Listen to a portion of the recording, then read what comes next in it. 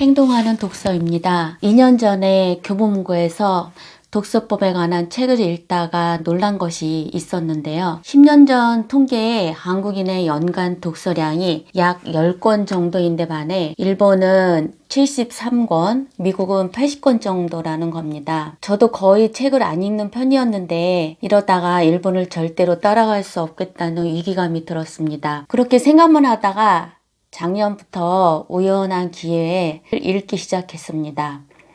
혼자서 꾸준히 읽기는 어려워서 조금씩 읽다가 올해부터 자기계발 인문학을 같이 배우는 독서 모임인 독고층에 가입을 해서 한 달에 5권씩 시작해서 지금은 10권씩 책 읽는 미션도 달성하면서 책을 가까이 하게 되었습니다. 독서 모임에서는 책을 읽고 행동에 옮기지 않으면 시간 낭비만 한 것이라고 실천에 옮기는 것을 무척 중요하게 생각합니다. 이런 내용은 논어에도 있는데요. 논어를 읽을 때 아직 읽기 전에도 이러한 사람이요. 이미 읽은 후에도 역시 이러한 사람이라면 이것은 논어를 읽지 않은 것이다 라는 글이 있어요. 책을 읽었으면 변화가 있어야 한다는 거겠죠. 그리고 독고층에서는 책을 한번 읽었다고 해서 자기 것이 되지 않으니까 블로그나 유튜브를 만들어 읽은 것을 요약해서 쓰거나 이야기하면서 자기 것으로 만들라고 합니다. 독고층 덕분에 제 공부도 할 겸 블로그와 인스타그램도 만들어 활성화시키고 유튜브도 만들게 된 겁니다. 제가 유튜브 이름을 행동하는 독서로 한 것은 제가 소개하는 책을 많은 사람들이 읽고 행동에 옮겨 변화되길 원해서입니다. 꼭 읽지 않아도 되지만요. 독서가 얼마나 중요한 것인가는 책을 많이 읽은 사람들의 결과를 보면 알게 됩니다. 일본 손정희 회장은 B형 간염으로 병원에 3년 동안 입원해 있었는데요. 그동안에 절망에 빠져있는 대신에 책을 4,000권 정도 읽게 됩니다. 결국 일본의 최고 부자 손정희를 만든 것은 바로 3년간의 집중 독서 경험이라고 합니다.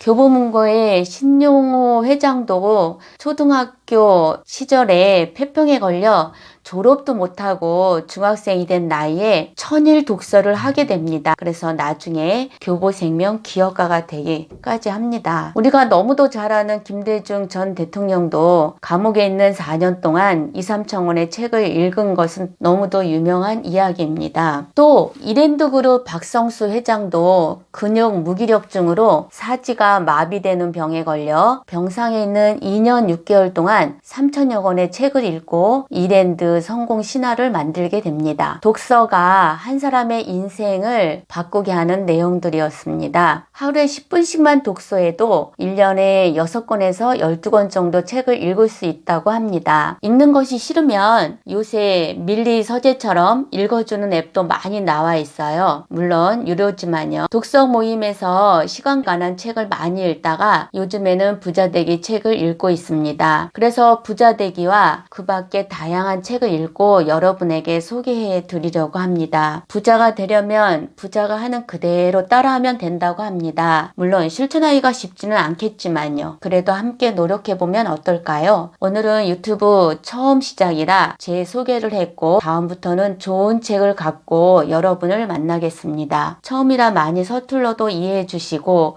좋아요와 구독을 눌러주시면 정말 감사하겠습니다.